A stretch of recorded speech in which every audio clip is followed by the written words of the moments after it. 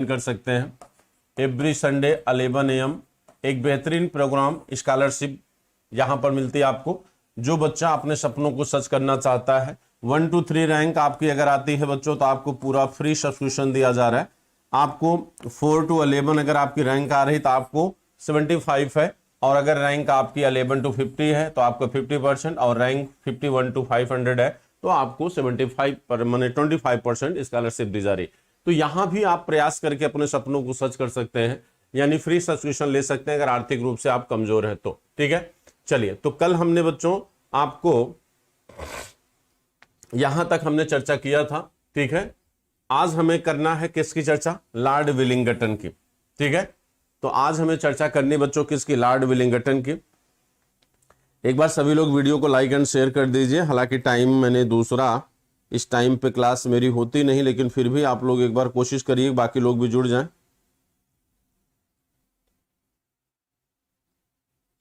चलिए, वेलकम है सभी लोगों का।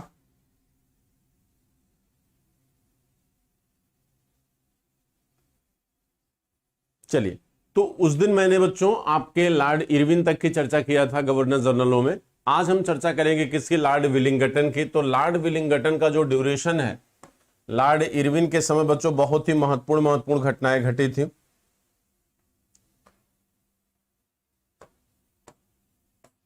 अब देखिए, लॉर्ड विलिंगटन का ड्यूरेशन है 1931 से 36।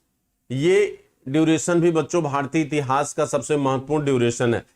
कहते हैं कि जितना इंपॉर्टेंट इरविन के समय घटनाएं थी उतनी ही इंपॉर्टेंट लॉर्ड विलिंगटन के समय हुई। अब आप देखिए, आपको पिछली क्लास में हमने आपको बताया था बच्चों, पिछली क्लास में, कि जब भाई सविनय अवज्ञा आंदोलन हुआ, पहले क्या हुआ? सविनय अवज्ञा हुआ। तो सविनय अवज्ञा को रोकने के लिए यानी गांधी या कांग्रेस को कमजोर करने के लिए प्रथम गोलमेज सम्मेलन बुलाया गया। लेकिन इस गोलमेज सम्मेलन में ब्रिटिश सरकार ने यह महसूस किया कि बिना कांग्रेस के शामिल हुए कोई भी डिसीजन नहीं लिया जा सकता। तब इसके बाद बच्चों क्या किया गया? अब गांधी को खुश करने के लिए 5 मार्च 1931 को गांधी इरविन समझौता हुआ। 5 मार्च 1931 गांधी इरविन समझौता। ठीक है, गांधी इरविन समझौता। अब गांधी इरविन समझौता होगा तो इस समझौते को अनुमति देने के लिए क्या किया जाएगा? कराची अधिवेशन होगा, जिसके अध्यक्ष होंगे कौन? सरदार पटेल। तो कराची अधिवेशन में इसे अनुमति मिलेगी। तो द्वितीय गोलमेज सम्मेलन में तब जाकर गांधी क्या करेंगे? भाग लेंगे।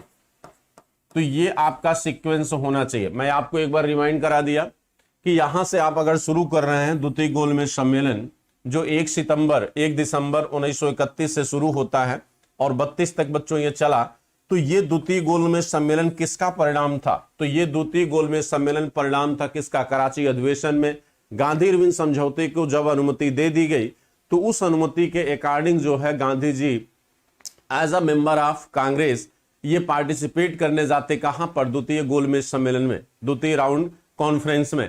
तो यहां पर आपको माने अगर सीक्वेंस पूछ ले, कॉन्सेप्ट आपको पता रहे, तो यहां पे बहुत बार क्वेश्चन आता है। और अगर आपको सीक्वेंस नहीं पता है या कॉन्सेप्चुअल फॉल्ट है और अगर डेट याद रखने की कोशिश आप करेंगे तो आप यहां पर अक्सर गलतियां करेंगे। आप डेट को मत याद करिए, आप केवल एक दूसरे के रिलेशन को याद करिए। आपको यह याद करने की जरूरत नहीं पड़ेगी कि पहले सविनय अवज्ञा हुआ, कि गोलमेज सम्मेलन का प्रथम हुआ या द्वितीय हुआ या गांधी इरविन समझौता हुआ। ठीक है, तो ये चीजें आपको हमेशा बच्चों क्या करेंगी? लाभ पहुंचाएंगी। ठीक है, अब देखिए, तो द्वितीय गोलमेज सम्मेलन में गांधी जी गए थे बच्चों पार्टिसिपेट करने। तो द्वितीय गोलमेज सम्मेलन के समय भारत में गवर्नर जनरल कौन था? लॉर्ड विलिंगटन था। लंदन के जेम्स पैलेस में यह सम्मेलन होता है, जहां पर 7 सितंबर है बच्चों, ये 7 सितंबर से 1 दिसंबर 1931 के मध्य यह सम्मेलन होता है। ठीक है, 7 सितंबर से 21 दिसंबर 1931 के मध्य हुआ। ठीक है, कहते हैं इसमें कांग्रेस की ओर से बच्चों गांधी जी ने भाग लिया, कांग्रेस की तरफ से गांधी जी, मुस्लिम लीग की ओर से बच्चों मोहम्मद अली जिन्ना गए थे। मुस्लिम लीग की तरफ से मोहम्मद अली जिन्ना, दलितों की तरफ से डॉक्टर अंबेडकर गए थे। ठीक, और सम्मेलन बच्चों ये क्या रहा, विफल रहा। क्यों? क्योंकि इस सम्मेलन में जैसा गांधी जी ने सोचा था वैसा ही हुआ। हर दल का नेता अपने दल की बात करता था। सिखों के नेता बच्चों सिखों की बात करते थे, अंबेडकर साहब दलितों की बात करते थे, जिन्ना अल्पसंख्यक मुसलमानों की बात करते थे। यहां पर इस तरह का माहौल क्रिएट हो गया था कि जैसे हिंदुस्तान को कई टुकड़ों में बांटा जा सकता है। गांधी जी ने जब यहां पर देखा कि यहां पर हिंदुस्तान के लिए कोई बात नहीं कर रहा है, बात सिर्फ अपने वर्ग विशेष या समुदाय विशेष की बात हो रही है, तो गांधी जी ने बच्चों यहां से इस सम्मेलन से क्या किया, क्विट कर दिया। यानी द्वितीय गोलमेज सम्मेलन से वो बच्चों वापस आ गए भारत। और जब वो भारत आए तो उन्होंने कहा कि हमने भारत के सम्मान में बट्टा नहीं लगने दिया। यानी बट्टा नहीं लगने दिया कहने का तात्पर्य यहां पर यह है कि हिंदुस्तान को जो सोचकर ये गोलमेज सम्मेलन आयोजित किया था ब्रिटिश सरकार ने, क्योंकि ब्रिटिश सरकार इस राउंड टेबल कॉन्फ्रेंस के माध्यम से ये दिखाना चाहती थी कि हिंदुस्तान वास्तव में कांग्रेस के नेतृत्व में नहीं, बल्कि वहां पर कई ऐसे दल हैं, कई ऐसे समुदाय हैं जो हिंदुस्तान का नेतृत्व करते हैं। तो कांग्रेस अकेली यहां पर हिंदुस्तान की पार्टी नहीं है जिससे हम वार्ता या बातचीत कर सके। ठीक है, लेकिन बच्चों वीडियो को लाइक एंड शेयर करते रहिए फटाफट, कम से कम।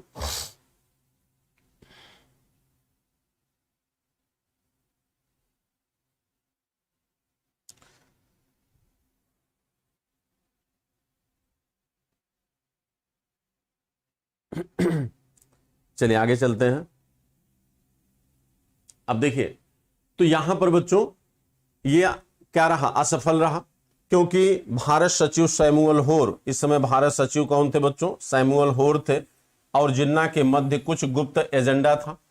निराश होकर गांधी जी ने जनवरी 1932 में पुनः सविनय आंदोलन का चलाने का निर्णय लिया। हालांकि बच्चों सविनय आंदोलन जब गांधी इरविन समझौता हुआ था तो गांधी इरविन समझौते में सविनय आंदोलन को स्थगित करने की बात नहीं की गई थी। बेसिकली वहां पर सविनय आंदोलन को पोस्टपोन किया गया था, समाप्त नहीं किया गया था, पोस्टपोन किया गया था बच्चों। तो जब गांधी जी वापस आए हिंदुस्तान 1932 में, तो इन्होंने क्या किया, इन्होंने बच्चों सविनय आंदोलन शुरू करने का निर्णय लिया, जो 1 मई तक बच्चों माने 1934 तक चला। हालांकि इसमें वो ताकत, वो मजबूती नहीं रह गई थी जो मजबूती होनी चाहिए थी। ठीक है, तो आप देख सकते हैं कि यहां पर ये कब तक चलता है, 1934 तक चला। कब तक चला बच्चों, ये 1934 तक चला। ठीक है, तीसरा गोलमेज सम्मेलन, तृतीय गोलमेज सम्मेलन। अब देखिए यहां पर एक घटना और आपको जोड़ दें बच्चों, ध्यान से समझिएगा। कहते हैं जब गांधी जी वापस आ गए और गांधी जी के वापस आने के बाद भाई द्वितीय गोलमेज सम्मेलन क्या हुआ, रद्द कर दिया गया। अब द्वितीय गोलमेज सम्मेलन बच्चों जब रद्द कर दिया गया, तो द्वितीय गोलमेज सम्मेलन जब रद्द कर दिया गया तो ब्रिटिश सरकार एक बार बौखला गई कि भाई जो हम चाहते थे वो हो नहीं पाया। तो ब्रिटिश सरकार ने क्या किया, भाई फूट डालो राज करो की नीति अपनाना था ब्रिटिश सरकार को। कहते हैं कि द्वितीय गोलमेज सम्मेलन के बाद ब्रिटिश सरकार ने कम्युनल अवार्ड की घोषणा किया। ये देखिए कौन सा अवार्ड, कम्युनल अवार्ड की घोषणा किया। कम्युनल अवार्ड यानी सांप्रदायिक पंचाट जिसको कहते हैं, यानी यहां पर हिंदुस्तान में सांप्रदायिकता के आधार पर बच्चों उन्होंने क्या किया, परसीमन किया। कहते हैं इसे इंग्लैंड के प्रधानमंत्री रैमजे मैकडोनाल्ड ने 16 अगस्त 1932 को जारी किया। यानी मैं इसको इसलिए बता रहा हूं क्योंकि इस घटना के बाद आपका तृतीय गोलमेज सम्मेलन है। ये जो थर्ड गोलमेज सम्मेलन है वो है कम्युनल अवार्ड की घोषणा के बाद। कम्युनल अवार्ड का रिलेशन किससे जुड़ा हुआ है, आपके द्वितीय गोलमेज सम्मेलन से। द्वितीय गोलमेज सम्मेलन में जब ब्रिटिश सरकार अपनी मंशा में असफल हो गई, तब उसने हिंदुस्तान को बांटने का एक दूसरा तरीका अपनाया। क्योंकि अभी तक 1916 के लखनऊ अधिवेशन या मार्ले मिंटो सुधार के माध्यम से अभी तक केवल मुसलमानों सिखों को अल्पसंख्यक वर्ग माना गया था। ठीक है, लेकिन यहां पर बच्चों कहते हैं कि अभी तक तो हिंदू और मुसलमान डिवाइड थे। ब्रिटिश सरकार के प्रयासों से हिंदू मुसलमान डिवाइड हो चुके थे। पहली बार यहां पर ब्रिटिश सरकार ने हिंदुओं को हिंदुओं से बांटा। यानी इस कम्युनल अवार्ड की घोषणा में दलितों को हिंदुओं से अलग मान लिया गया ब्रिटिश सरकार द्वारा। यहां देखिए कहते हैं कि इंग्लैंड के प्रधानमंत्री रैमजे मैकडोनाल्ड ने 16 अगस्त 1932 को उद्घोषित किया, इसलिए इसे मैकडोनाल्ड अवार्ड भी कहा जाता है क्योंकि प्रधानमंत्री के द्वारा किया गया था। इसके तहत प्रत्येक जातियां जैसे दलित, जैसे मुस्लिम, जैसे यूरोपी, जैसे सिख को पृथक निर्वाचन का अधिकार दे दिया गया। यानी अब सोचो, ये दलित हिंदू थे, ये दलित क्या थे? हिंदू थे, ये सिख भी हिंदू थे। अब हिंदुओं को हिंदुओं से बांटने का काम किया गया। इसका पर्पज और मकसद सिर्फ इतना सा था कि कांग्रेस को क्या किया जाए? कमजोर किया जाए। और कांग्रेस जितनी कमजोर होती जाएगी, हिंदुस्तान का डिवाइडेशन उतना ज्यादा बढ़ता जाएगा, और हिंदुस्तान जितना आपस में बटा रहेगा, हमारे लिए शासन करना उतना ही क्या है? आसान है। तो सीधी सी बात है भाई, आज भी यही करते हैं सत्ता के लालची लोग। आज भी आपको डिवाइड एंड रूल के तहत ही तो गवर्न किया जा रहा है भाई। आज भी जाति, धर्म, नस्ल, भाषा के आधार पर आप क्या हैं? बटे हुए हैं। आप अपने हक की, आप अपने मतलब की बातें नहीं कर पाते हैं। क्या कभी किसी जनता ने, क्या किसी मंत्री से कभी ये बात पूछा कि भाई आपने जो वादा किया था, क्या उस वादे को आपने पूरा किया? कोई नहीं पूछता भाई। इसलिए नहीं पूछता क्योंकि आपको ये लगता है कि अगर हम पूछेंगे तो उनके समर्थन में उनकी जात के लोग खड़े हो जाएंगे, उनके दल के लोग। तो एक तरह से ये व्यवस्था बच्चों कहीं ना कहीं उचित नहीं है।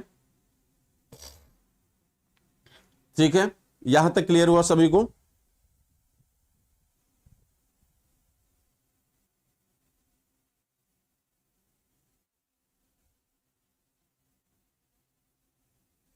चलिए आगे चलते हैं।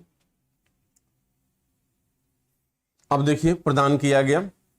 गांधी जी ने पृथक निर्वाचन के विरोध में यरवदा जेल में 20 सितंबर 1932 को आमरण अनशन शुरू किया। जब ये पृथक निर्वाचन का अधिकार बच्चों ब्रिटिश सरकार ने दिया, तो गांधी जी ने इसके विरोध में क्या किया? यरवदा जेल बच्चों, यरवदा जेल में गांधी जी अनशन पर बैठ गए 20 सितंबर 1932 को, याद रखिएगा। और ये अवार्ड की घोषणा हो रही है 16 अगस्त 1932। अगस्त में घोषणा हुई, गांधी जी ने तुरंत अनशन क्या किया? कर दिया कि भाई हम इसे नहीं मानेंगे, क्योंकि हम तो इससे आपस में ही क्या हो जाएंगे? डिवाइड हो जाएंगे। तो गांधी जी ने तुरंत बच्चों यहां पर अनशन कर दिया। 20 सितंबर 1932 को गांधी जी अनशन पर बैठ गए। ठीक है, और कहते हैं कि इस अनशन को तोड़वाने में यानी गांधी जी और अंबेडकर के बीच फिर से समझौता कराने के लिए सबसे बड़ा प्रयास बच्चों रहा किसका? जयकर, टीबी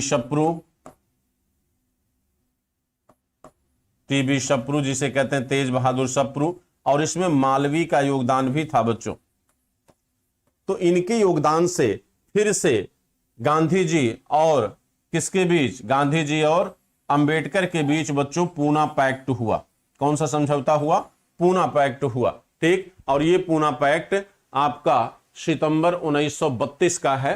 ठीक है, कहते हैं पूना पैक्ट। देखिए 24 सितंबर, 20 सितंबर को गांधी अनशन पर बैठे थे। 20 सितंबर 1932 को गांधी अनशन पर बैठे, और मात्र 4 दिन बाद अंबेडकर और गांधी के बीच क्या हो गया? पूना पैक्ट हो गया, यानी पूना समझौता हो गया।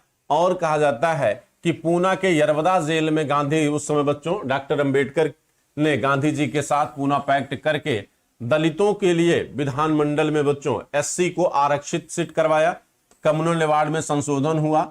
आप एक बात ध्यान दीजिएगा, यहां पर बच्चों अगर आपसे पूछा जाए कि भाई ये समझौता किसके किसके बीच हुआ, तो आप कहोगे गांधी और अंबेडकर के बीच हुआ। लेकिन अगर आपसे ये कहा जाए इन दोनों पर हस्ताक्षर किसने किया था, तो हस्ताक्षर बच्चों गांधी जी की तरफ से मालवीय ने किया था। मदन मोहन मालवीय ने बच्चों, ध्यान रखिएगा, इस पे सिग्नेचर किसकी है? मदन मोहन मालवीय की है। और एक तरफ सिग्नेचर किसका है? अंबेडकर का है। एक तरफ सिग्नेचर किसका है? अंबेडकर का। ये ध्यान दीजिएगा, एक तरफ सिग्नेचर किसका है? अंबेडकर का है। ठीक, अब देखिए, तो यहां पर बच्चों विधानमंडल और केंद्रीय विधानसभा में रिजर्वेशन करके सीटें जो है एससी एसटी के लिए बच्चों क्या की गई? बढ़ाई गई, जिससे दलित वर्ग के लोग या दलित वर्ग के नेता अंबेडकर जी क्या हो गए? संतुष्ट हो गए। 1933 में कैम्ब्रिज विश्वविद्यालय के छात्र चौधरी रहमत अली, जिन्होंने सबसे पहली बार बच्चों कैम्ब्रिज पंपलेट में पाकिस्तान शब्द का उपयोग किया था। तो ये कैम्ब्रिज विश्वविद्यालय के छात्र हुआ करते थे, चौधरी रहमत अली, जिन्होंने पाकिस्तान शब्द पहली बार दिया। और यही पाकिस्तान आगे चलकर हिंदुस्तान के विभाजन का बच्चों क्या बनेगा? कारण बनेगा। ठीक है, 1934 का कारखाना अधिनियम इन्हीं के समय पारित हुआ बच्चों, विलिंगटन के समय 1935 का भारत सरकार अधिनियम, जो बहुत इंपॉर्टेंट है, इसको अलग से एक टॉपिक आपको पढ़ाएंगे। भारत सरकार अधिनियम 1935, इसको आपको अलग से एक टॉपिक पढ़ाएंगे। तो भारत सरकार अधिनियम 1935 पारित किया गया। अंग्रेजों द्वारा भारत में किए गए संवैधानिक सुधारों की यह अंतिम कड़ी थी बच्चों। इसके बाद कोई अधिनियम नहीं आएगा, इसके बाद कोई अधिनियम नहीं आएगा बच्चों। 1935 अंतिम कड़ी माना जाता है। और इसी एक्ट के द्वारा 1935 के द्वारा ही बच्चों बर्मा भारत से क्या हुआ था, अलग हुआ था। बर्मा जो है भारत से बच्चों क्या हुआ, अलग हुआ था इसी समय। ठीक है, इसी समय बर्मा भारत से क्या हुआ था, अलग हुआ था। अब देखिए, कहते हैं आचार्य नरेंद्र देव एवं जयप्रकाश नारायण 1934 में अलग होकर, कांग्रेस से अलग होकर बच्चों इन्होंने एक नई पार्टी बनाई थी, कांग्रेस समाजवादी पार्टी। ये ध्यान रखिएगा, पूछा जा सकता है। कांग्रेस समाजवादी पार्टी का गठन, कांग्रेस समाजवादी पार्टी का गठन ये किया गया था बच्चों 1934 में। और ये लोग जो है कांग्रेस से ही अलग होकर बच्चों इसका गठन किए थे, कांग्रेस से ही अलग होकर इसको क्या किए थे, गठित किए थे। ठीक, तो ये गठन हुआ था जयप्रकाश नारायण और आचार्य नरेंद्र देव द्वारा बच्चों। बाद में लोहिया भी इससे जुड़े। और 1936 में अखिल भारतीय किसान सभा की स्थापना की गई। और ये अखिल भारतीय किसान सभा बच्चों ये कहाँ हुई, लखनऊ में हुई थी। कहाँ हुई थी, लखनऊ में। जिसके पहले अध्यक्ष बच्चों कौन थे, सहजानंद सरस्वती। जिसके पहले अध्यक्ष कौन थे, सहजानंद सरस्वती थे। सहजानंद सरस्वती इसके क्या थे, पहले अध्यक्ष थे। सहजानंद सरस्वती बच्चों इसके पहले अध्यक्ष थे। बाद में इसके अध्यक्ष आपके पंडित जवाहरलाल नेहरू भी बने। बाद में इसके अध्यक्ष पंडित जवाहरलाल नेहरू बने। पंडित जवाहरलाल नेहरू बने बाद में इसके अध्यक्ष। तो 1936 में अखिल भारतीय किसान सभा की स्थापना की गई बच्चों। कहा जाता है इसमें बहुत सारे किसान दल शामिल हुए थे, जैसे बिहार किसान सभा, आंध्र प्रांतीय किसान सभा इसमें इंक्लूड हो गए थे, शामिल हो गए थे। अगला घटना है बच्चों, वायसराय बनने के पूर्व लॉर्ड विलिंगटन ने कांग्रेस के बंबई अधिवेशन में, जिसकी अध्यक्षता सत्येंद्र प्रसाद सिन्हा ने की थी, भाग लिया था। अब ये ध्यान रखिएगा, ये पूछा जाता है कि कौन सा भारत का ऐसा गवर्नर जनरल था जिसने कांग्रेस के सम्मेलन में पार्टिसिपेट किया था, कांग्रेस अधिवेशन में पार्टिसिपेट किया। तो ऐसा गवर्नर जनरल लॉर्ड विलिंगटन है बच्चों। लॉर्ड विलिंगटन एकमात्र गवर्नर जनरल हिंदुस्तान के हैं जिन्होंने कांग्रेस के बंबई अधिवेशन में क्या किया था बच्चों, पार्टिसिपेट किया था। कांग्रेस के बंबई अधिवेशन में वायसराय बनने से पूर्व, ध्यान रखिएगा, वायसराय बनने से पूर्व, जब ये वायसराय नहीं थे, ठीक, तब इन्होंने पार्टिसिपेट किया था कांग्रेस के बंबई अधिवेशन में, जिसकी अध्यक्षता बच्चों किसने किया था, सत्येंद्र प्रसाद सिन्हा ने किया था। जिसकी अध्यक्षता सत्येंद्र प्रसाद सिन्हा ने किया था। ठीक है,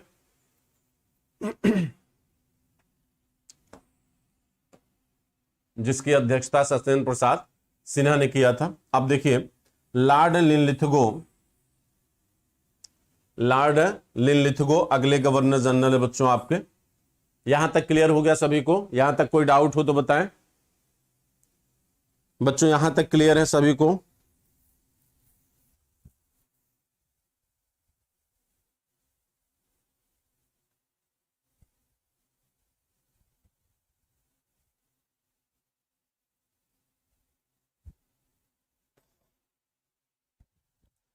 बच्चों एक बार वीडियो को लाइक एंड शेयर कर दीजिए, बाकी लोग भी जुड़ जाएं। नहीं, क्लास का टाइम चेंज नहीं हुआ है। मैं आप लोगों को बता दूं कि कल की जो इवनिंग की 8 PM की क्लास थी वो चूंकि नहीं हो पाई थी बच्चों, वो 8 PM की क्लास नहीं हो पाई थी, जिसकी वजह से हमने इस टाइम पे आज इसको कंप्लीट करने की कोशिश किया। बाकी आपकी 8 PM की जो रेगुलर क्लास हो रही है वो होती रहेगी।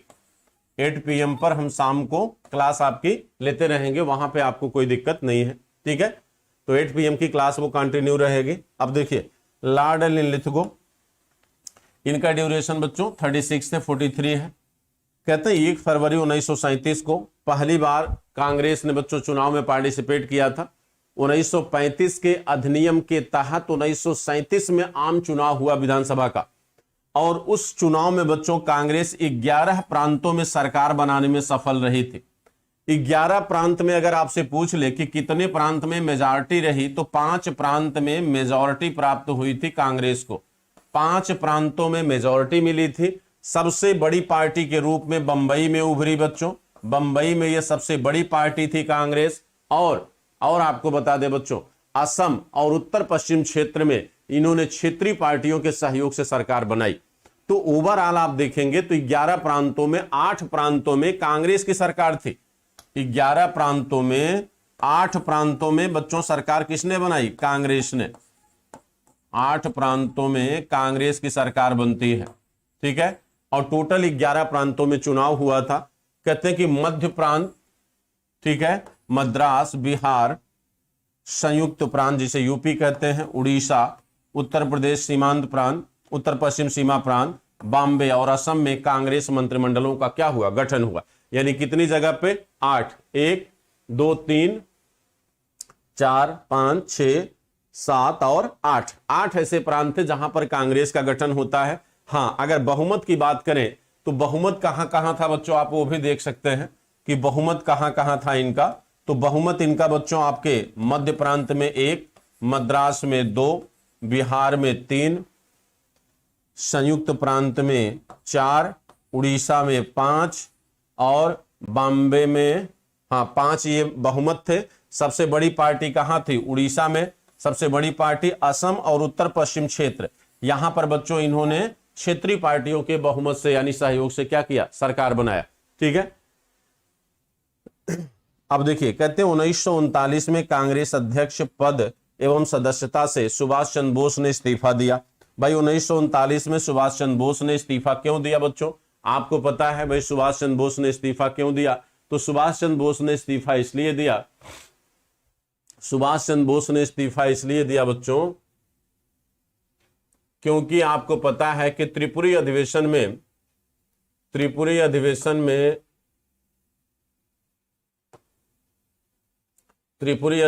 बच्चों गांधी जी के उम्मीदवार हुआ करते थे पट्टाभी सीतारमैया। तो पट्टाभी सीतारमैया बच्चों चुनाव क्या थे? हार गए थे और सुभाष चंद्र बोस की विजय हुई थी। लेकिन गांधी जी ने यहां पर बच्चों एक स्टेटमेंट दे दिया। गांधी जी का स्टेटमेंट था कि यहां पट्टाभी सीतारमैया की हार हमारी हार है। और इस स्टेटमेंट से बच्चों एक कहीं न कहीं एक समस्या उत्पन्न हो गई। इस स्टेटमेंट से एक समस्या उत्पन्न हो जाती है। इस स्टेटमेंट से बच्चों एक समस्या उत्पन्न हो गई।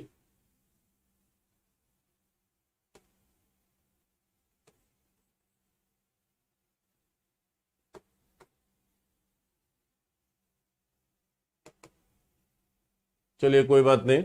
अब देखिए, इस स्टेटमेंट से समस्या ये उत्पन्न हो गई बच्चों कि यहां पर जो है,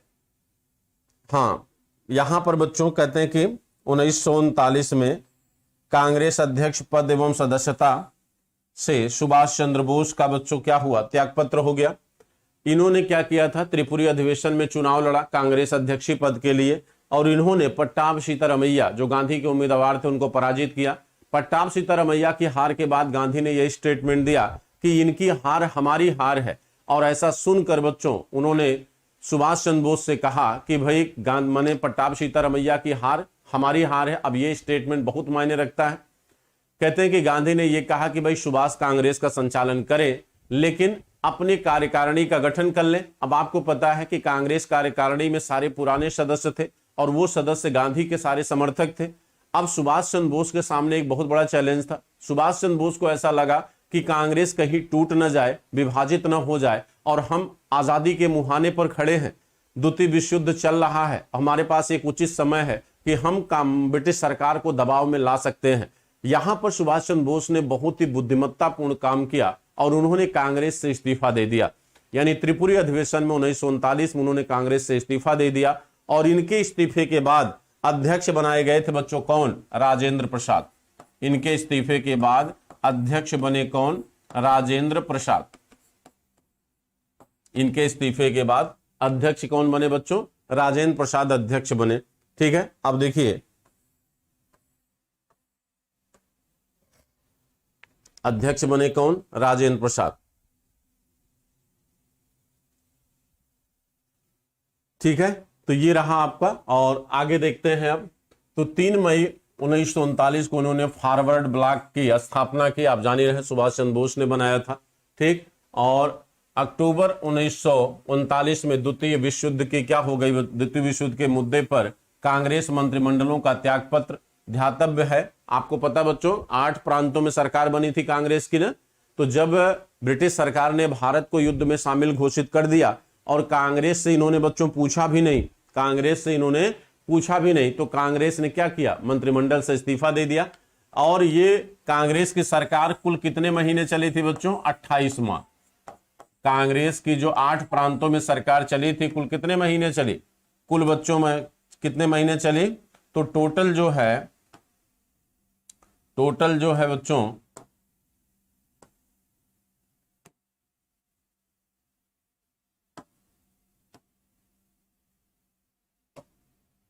टोटल जो है, हाँ देखिए, टोटल कितने माह चली? 28 माह। ठीक, तो यहां पर कांग्रेस मंत्रिमंडल इस्तीफा दे देती है, क्योंकि बिना उनकी अनुमति के ही भारत को विश्व युद्ध में शामिल घोषित किया गया। ध्यातव्य है कि बिना कांग्रेस की अनुमति के तेजी से शासन ने भारत को विश्व युद्ध में धकेल दिया। मुस्लिम लीग ने इसे मुक्ति दिवस के रूप में क्या किया? मनाया। मुस्लिम लीग बच्चों इसे मुक्ति दिवस के रूप में मनाती है। मुस्लिम लीग ने लाहौर अधिवेशन 1940 में पहली बार पाकिस्तान का बच्चों प्रस्ताव पारित किया, और इस अधिवेशन के अध्यक्ष हुआ करते थे मोहम्मद अली जिन्ना। इसके अध्यक्ष कौन थे बच्चों? मोहम्मद अली जिन्ना थे। यहां पर अध्यक्ष कौन थे? मोहम्मद अली जिन्ना। तो मोहम्मद अली जिन्ना बच्चों यहां पर मुस्लिम लीग के अध्यक्ष थे जब पहली बार पाकिस्तान के प्रस्ताव को क्या किया गया? पारित किया गया। तो पाकिस्तान का प्रस्ताव मुस्लिम लीग के लाहौर अधिवेशन में इसे रखा गया, और यहां पर पहली बार पाकिस्तान की डिमांड की गई एक अलग राष्ट्र के रूप में, एक अलग राष्ट्र के रूप में बच्चों। मनोज जी, कृषि और पशुपालन विभाग।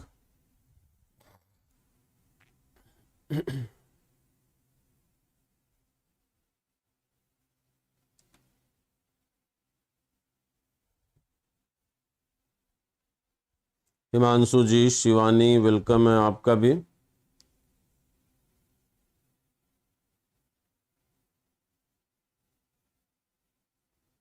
एट PM की क्लास अपनी जगह पे रहेगी ही, 8 PM की क्लास होती रहेगी। ठीक है, अब देखिए, कहते हैं 17 अक्टूबर, देखिए बच्चों, कहते हैं पाकिस्तान प्रस्ताव पारित हुआ। 1840 में लिलिथगो जो गवर्नर जनरल थे बच्चों, इन्होंने अगस्त प्रस्ताव, कांग्रेस को संतुष्ट करने के लिए बच्चों इन्होंने अगस्त प्रस्ताव रखा था। ठीक है, जिसमें संघ बनाने, संविधान सभा के गठन की बात की गई थी, लेकिन युद्ध के उपरांत। ठीक, तो अगस्त प्रस्ताव लॉर्ड लिलिथगो का है। अगस्त संकल्प किसका? गांधी का है। ठीक है, तो अगस्त प्रस्ताव लॉर्ड लिलिथगो ने बच्चों पारित किया। 17 अक्टूबर 1940 को गांधी जी द्वारा पवनार आश्रम से व्यक्तिगत सत्याग्रह आरंभ किया गया, जिसमें पहले सत्याग्रही बच्चों कौन थे? विनोबा भावे। और दूसरे सत्याग्रही बच्चों थे कौन? पंडित नेहरू।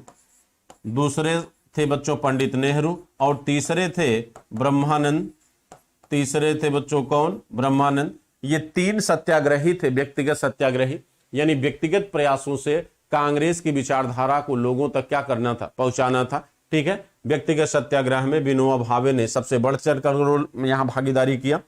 1942 में क्रिप्स मिशन भारत आता है। ठीक, 23 मार्च को क्रिप्स मिशन का आगमन होता है भारत। और क्रिप्स मिशन जब भारत आया और कांग्रेस ने क्रिप्स मिशन के प्रस्ताव को बच्चों क्या किया? अस्वीकार कर दिया। इसे पोस्ट डेटेड चेक की संज्ञा दी गई। क्रिप्स मिशन के प्रस्ताव को पोस्ट डेटेड चेक की संज्ञा इसके प्रस्ताव को क्यों दी गई?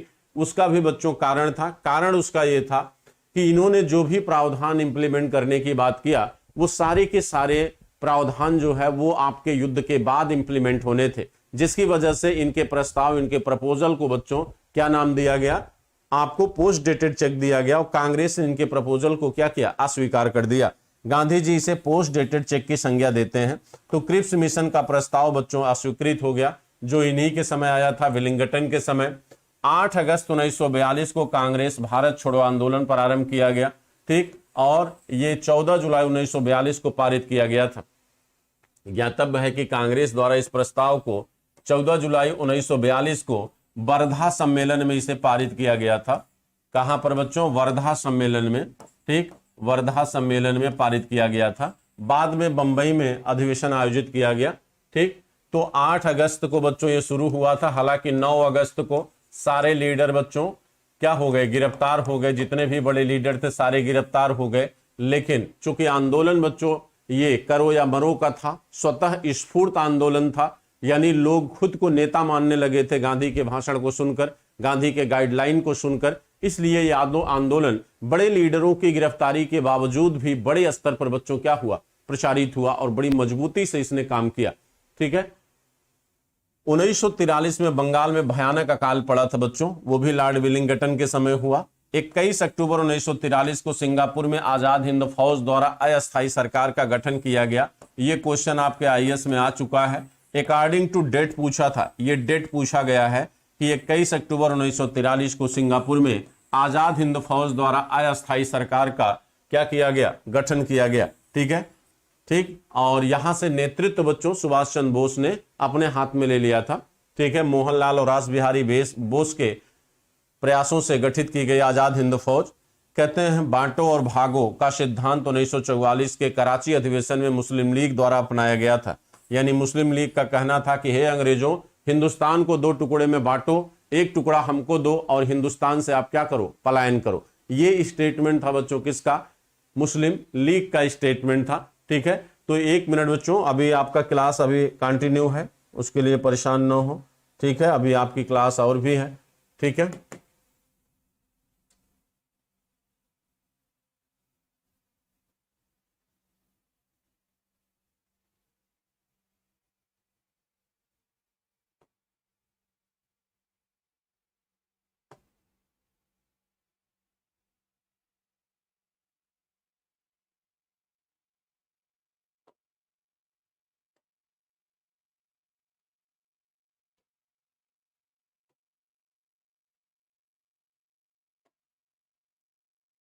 देखिए, तो अब बच्चों आपके हैं लॉर्ड वेवेल। अगले गवर्नर जनरल जो हैं आपके वो है लॉर्ड वेवेल। अगले गवर्नर जनरल आपके बच्चों लॉर्ड वेवेल हैं, ठीक है, लॉर्ड वेवेल। चले आगे।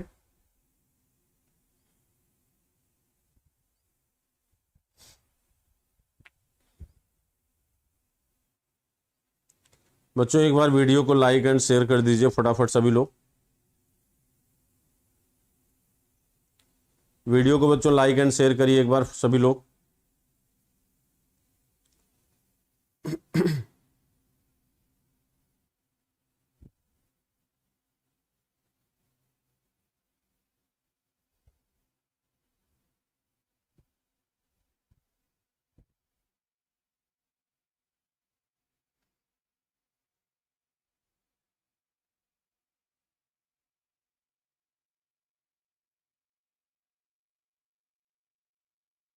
ठीक है, चलिए देखते हैं। आइए देखिए, तो लॉर्ड वेवेल के संदर्भ में देखिए बच्चों, लॉर्ड वेवेल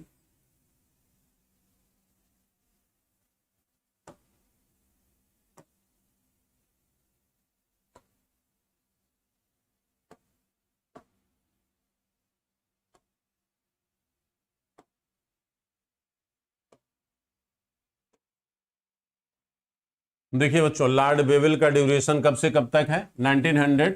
1943 से 47, ठीक है, 1943 से 47।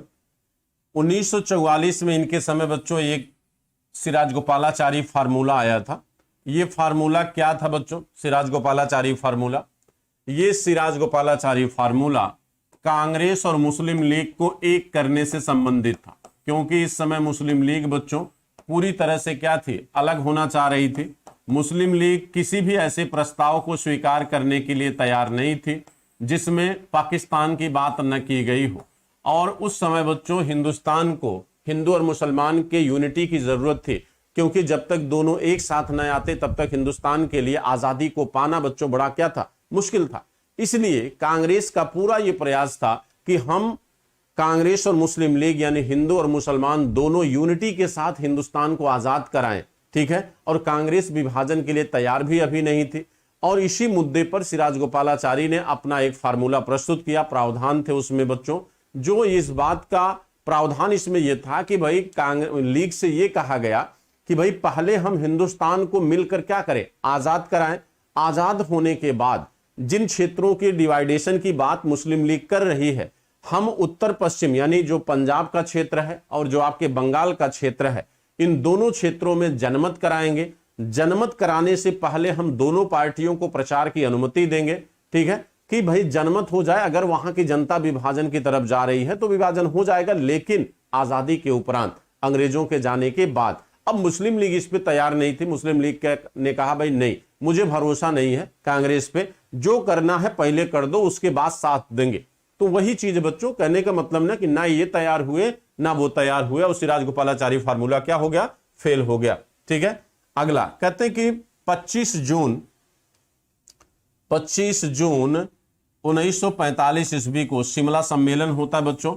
और यह शिमला सम्मेलन लॉर्ड वेवेल द्वारा आयोजित किया गया था।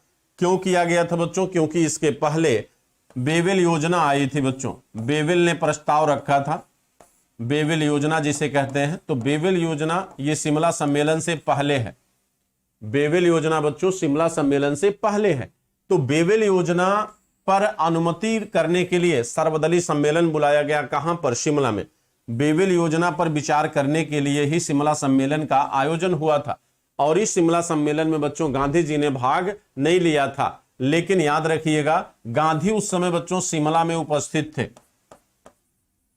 गांधी उस समय शिमला में क्या थे, उपस्थित थे।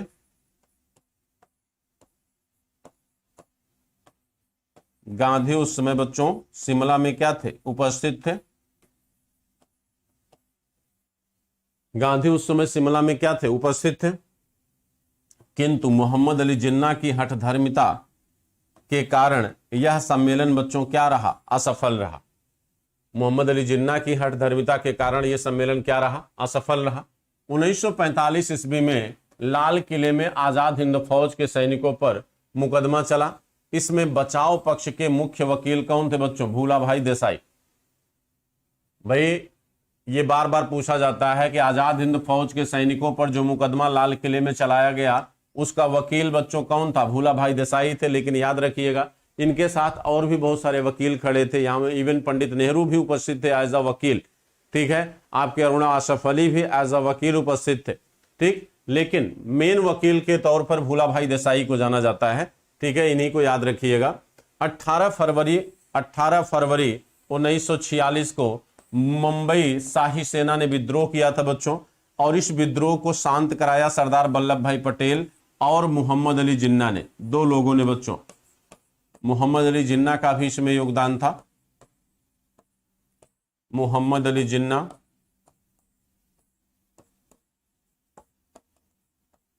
मोहम्मद अली जिन्ना, दो लोगों ने बच्चों इसमें अपना योगदान दिया था, ठीक है। 24 मार्च 1946 ईस्वी को कैबिनेट मिशन भारत आया और कांग्रेस द्वारा कैबिनेट मिशन की योजना को स्वीकृति दी गई। कैबिनेट मिशन के सदस्य कौन कौन थे, पैथिक लॉरेंस थे बच्चों, स्टैफोर्ड क्रिप्स थे और एवी अलेक्जेंडर। ये तीन जो है उसके मेंबर थे क्रिप्स मिशन के। मुस्लिम लीग कैबिनेट मिशन को अस्वीकार कर देती है और 16 अगस्त 1946 को बच्चों क्या करती है, सीधी कार्रवाई दिवस मनाती है। कैबिनेट मिशन को मुस्लिम लीग ने अस्वीकार क्यों किया, इसका कारण यह था बच्चों क्योंकि इसमें पाकिस्तान की बात को मुसलमान कैबिनेट मिशन ने स्वीकृति नहीं दिया, जिसकी वजह से यहां पर मुस्लिम लीग ने कैबिनेट मिशन के प्रपोजल को क्या किया, डिनाई कर दिया, इनकार कर दिया इसे एक्सेप्ट करने से। तो यहां पर यह ध्यान रखना आपको कि मुस्लिम लीग ने बच्चों इसे सीधी कार्रवाई दिवस के रूप में मनाया। 6 जुलाई 1946 को कैबिनेट मिशन के प्रस्तावों के तहत, क्योंकि कैबिनेट मिशन में संविधान सभा के गठन की बात की गई थी, जिसकी वजह से कांग्रेस ने इसे एक्सेप्ट किया और उसी के अकॉर्डिंग 6 जुलाई 1946 को संविधान सभा का गठन किया गया। और संविधान सभा की प्रथम बैठक 9 दिसंबर 1946 को की गई, ठीक है, जिसके अस्थायी अध्यक्ष कौन थे? सच्चिदानंद सिन्हा। बाद में अस्थायी अध्यक्ष बनाए गए कौन? राजेंद्र प्रसाद। बाद में अस्थायी अध्यक्ष बने बच्चों कौन? राजेंद्र प्रसाद अस्थायी अध्यक्ष बनाए गए। 2 सितंबर 1946 को नेहरू के नेतृत्व में अंतरिम सरकार का गठन हुआ। अंतरिम सरकार का गठन, यहां पर डेट्स बहुत इंपॉर्टेंट है, यहां पर बच्चों आपको डेट याद रखना है। ये वो सेक्शन है जहां पर डेट पूछी जाती है, तो यहां पर डेट जरूर याद रखिएगा। 6 जुलाई संविधान सभा का गठन, 9 दिसंबर उसकी पहली बैठक और 2 सितंबर को अंतरिम सरकार का गठन। अंतरिम सरकार में पहले बच्चों आपकी मुस्लिम लीग शामिल नहीं थी, लेकिन बाद में मुस्लिम लीग के 5 सदस्य अंतरिम सरकार में शामिल हुए थे, जिसमें लियाकत अली को वित्त मंत्रालय दिया गया था और ये बहुत बड़ी भूल थी। ठीक है, कहते हैं कि इसके अध्यक्ष अभी बच्चों कौन थे? बेवेल। अंतरिम सरकार का जो गठन किया गया उसमें अध्यक्ष बनाए गए थे बच्चों कौन? बेवेल। और नेहरू किस पद पर थे? नेहरू उपाध्यक्ष के पद पर थे। नेहरू बच्चों किस पोस्ट पे थे? उपाध्यक्ष के पद पर थे। ठीक, और अक्टूबर 1946 में मुस्लिम लीग अंतरिम सरकार में शामिल हुई, परंतु संविधान सभा से अलग रहने का निर्णय लिया। यानी इन्होंने संविधान सभा में पार्टिसिपेशन नहीं किया, केवल अंतरिम सरकार में गठन में शामिल हुई, क्योंकि इनको ये लगा कि ऐसा न हो कि पूरा हिंदुस्तान कांग्रेस को ही क्या हो, मिल जाए बच्चों। इसलिए इन्होंने क्या किया? अंतरिम सरकार में पार्टिसिपेशन तो किया, लेकिन इन्होंने बच्चों संविधान सभा में पार्टिसिपेट नहीं किया और अपनी अलग संविधान सभा के गठन की बच्चों इन्होंने क्या किया? बात की। ठीक है, शिवानी कुमारी, बच्चों समझ में आ रहा है कि नहीं?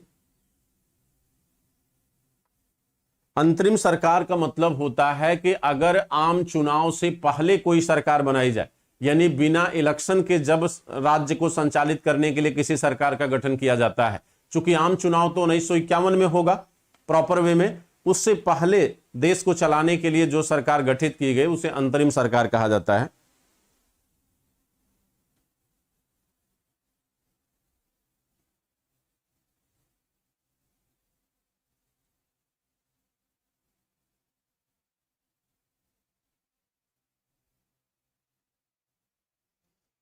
ठीक है, चलिए आगे बढ़ते हैं। अब देखिए, कहते हैं इंग्लैंड में इस समय बच्चों चुनाव हुआ। इसी समय इंग्लैंड में क्या होता है? चुनाव होता है, जहां पर लेबर पार्टी से क्लीमेंट एटली प्रधानमंत्री बने। जहां पर बच्चों लेबर पार्टी से क्लीमेंट एटली क्या बनते हैं? प्रधानमंत्री बनते हैं।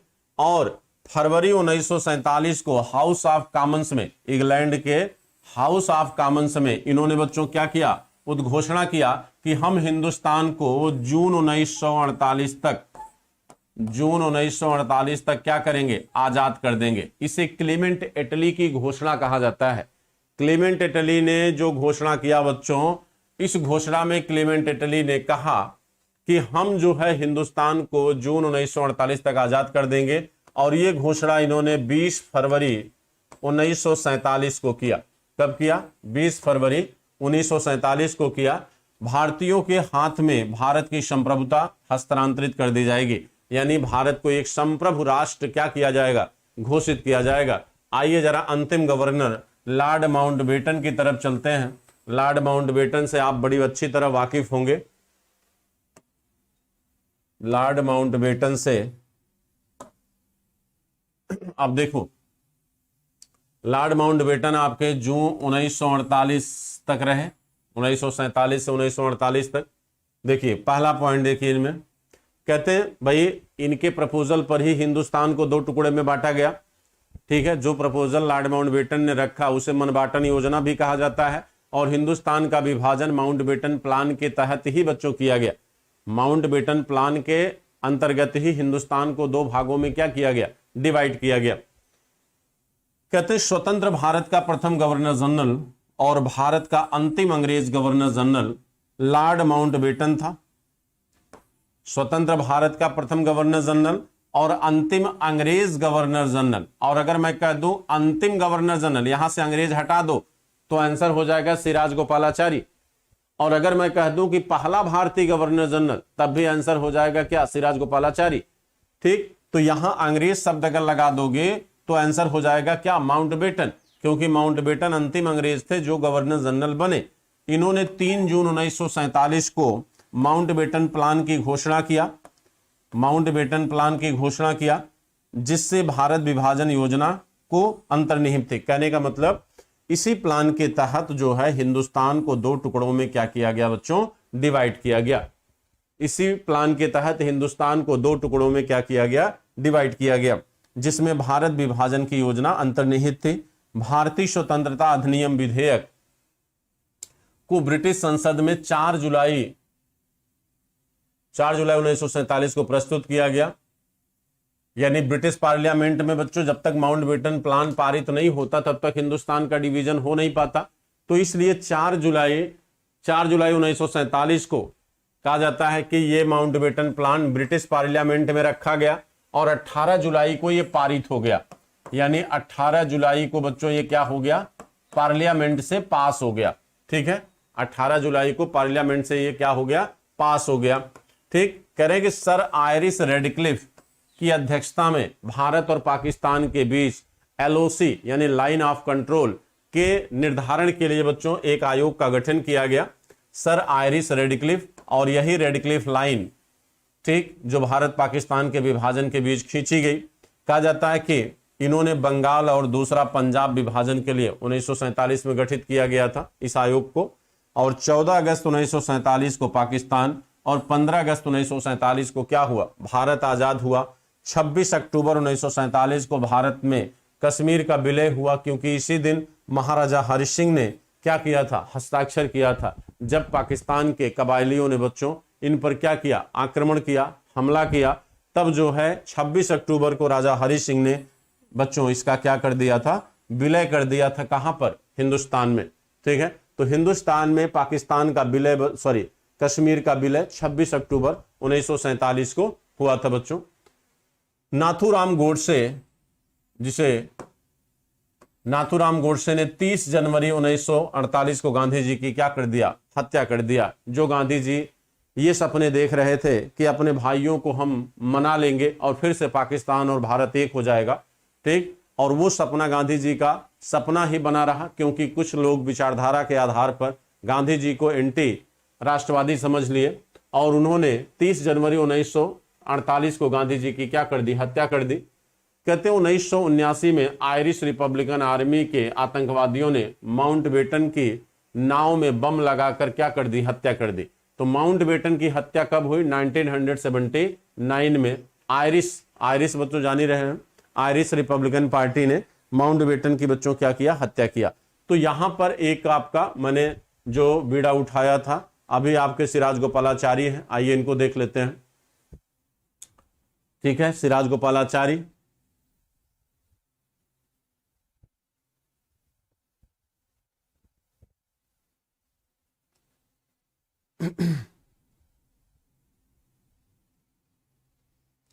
चलिए आइए देखिए बच्चों, सिराज गोपालाचारी ये प्रथम भारतीय गवर्नर जनरल हैं। ये स्वतंत्र भारत के प्रथम और अंतिम भारतीय गवर्नर जनरल हैं बच्चों ये। ठीक है, और ये 21 जून 1947 को पदारूढ़ हुए और 26 जनवरी 1950 तक अपने पद पर ये रहे। ध्यान रखिएगा, ये अपने पद पर कब तक रहे, 26 जनवरी 1950 तक, जिस दिन आपका बच्चों गणतंत्र मनाया जाता है। कहते हैं तदुपरांत 24 जनवरी 1950 को भारत के प्रथम राष्ट्रपति डॉक्टर राजेंद्र प्रसाद गुप्त रूप से निर्वाचित हुए। ठीक, और जब राजेंद्र प्रसाद निर्वाचित हो गए तो 2 दिन बाद इन्होंने अपने पद से क्या किया, इस्तीफा दिया। तो ये 26 जनवरी को बच्चों पद त्याग करते हैं और उसके बाद राजेंद्र प्रसाद पद धारण करते हैं एज अ राष्ट्रपति। ध्यातव्य है कि राष्ट्रपति निर्वाचन के पूर्व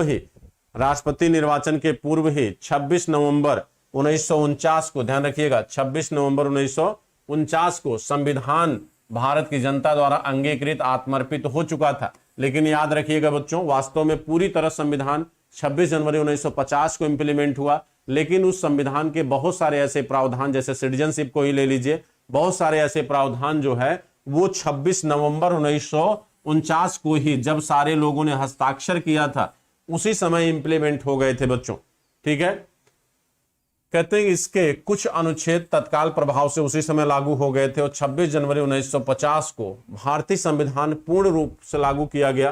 कारण स्वरूप यह दिन प्रत्येक वर्ष हम आज की डेट में रिपब्लिक डे यानी गणतंत्र दिवस के रूप में बच्चों हम क्या करते हैं, सेलिब्रेट करते हैं। तो ये एक काफी इंपॉर्टेंट है आपके लिए। यहां पर ये जो सेक्शन है बच्चों, ये डेट के अकॉर्डिंग बहुत ही इंपॉर्टेंट है, ठीक है। तो यहां पर इसको ध्यान रखिएगा, ठीक है। तो यहां पर बच्चों आपकी डेट काफी इंपॉर्टेंट हो जाती है। भाई आपकी हिस्ट्री शुरू हो रही है, ठीक है। आपकी हिस्ट्री मराठा से स्टार्ट होगी, मॉडर्न हिस्ट्री, वहां से कंटिन्यू चलेगी।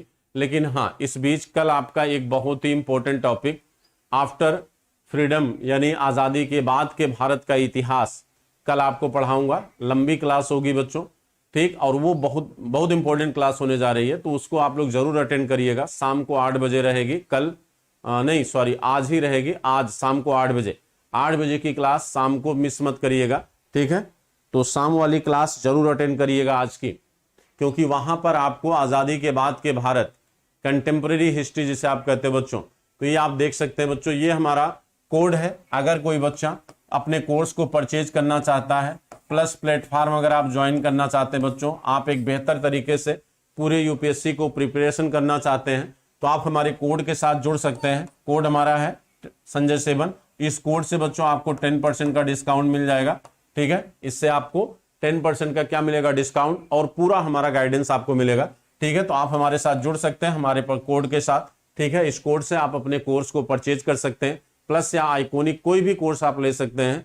प्लस में पूरी तरह से आपको लाइव क्लासेस होती हैं, अनलिमिटेड एक्सेस होता है वीडियो का बच्चों, और जितने भी अनअकैडमी के टॉप एजुकेटर हैं उनसे आप पढ़ सकते हैं। हाँ, मेरे कोड के थ्रू अगर जुड़ोगे आप तो गाइडेंस हमारा होगा पूरी तरह से आपके संदर्भ में, ठीक है। बाकी आप पूरे फ्री होते हैं कि किसी भी टीचर से जो आपको बेटर लगे आप उससे पढ़ सकते हैं, ठीक है। तो एक बेहतरीन प्लेटफॉर्म है अनअकैडमी का बच्चों, जहां पर आप जुड़ सकते हैं, ठीक है। तो थैंक यू सभी को हमारी तरफ से, और फिर मिलते हैं शाम को 8 बजे बच्चों, ठीक है।